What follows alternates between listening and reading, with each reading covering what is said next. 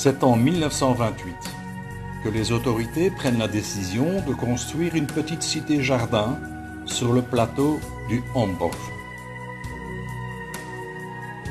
Le projet est confié à l'architecte Fernand Botson. Il comprend 120 logements. Afin de réduire les coûts, les 6 millions de briques nécessaires pour ce chantier seront fabriquées sur place dans des fours à briques se trouvant à proximité.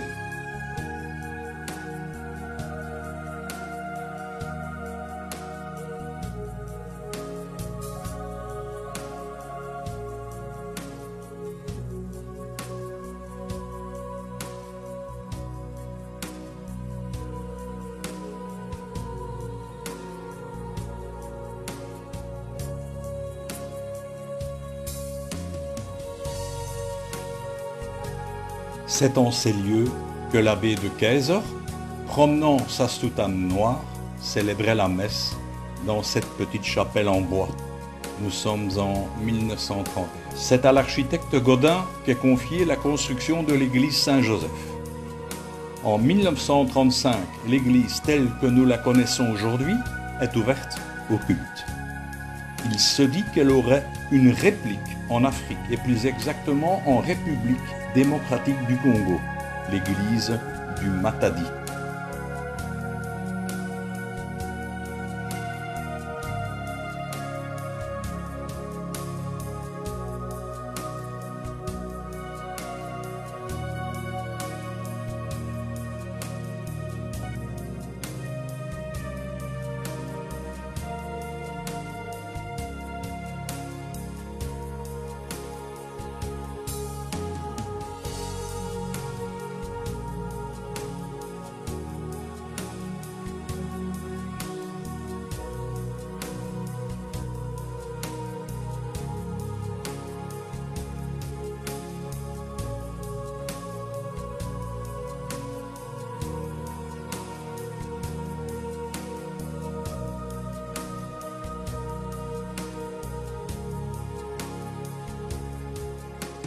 Au cours des années qui suivent, l'Église connaîtra diverses fortunes, qui obligera la fabrique d'églises à la fermer une première fois.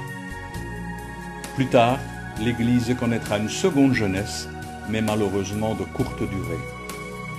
Le 8 mars 2015, Monseigneur Léonard présida la réouverture de l'Église.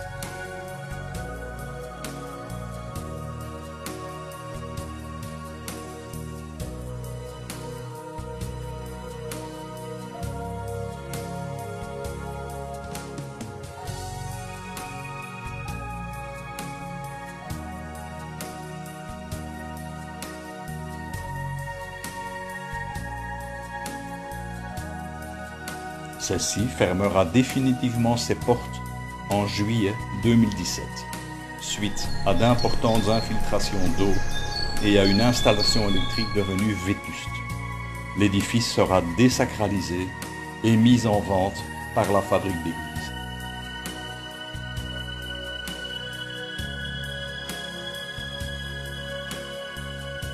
Depuis cette fermeture, le bâtiment est squatté par des centaines de pigeons qui finissent par endommager le bâtiment. J'ai eu la possibilité d'y entrer pour les besoins du reportage.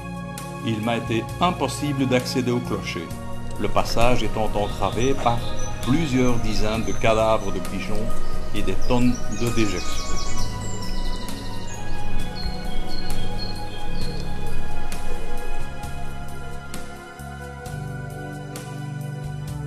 La bonne nouvelle dans tout ça, c'est que l'édifice ne sera pas détruit, mais réhabilité en logement.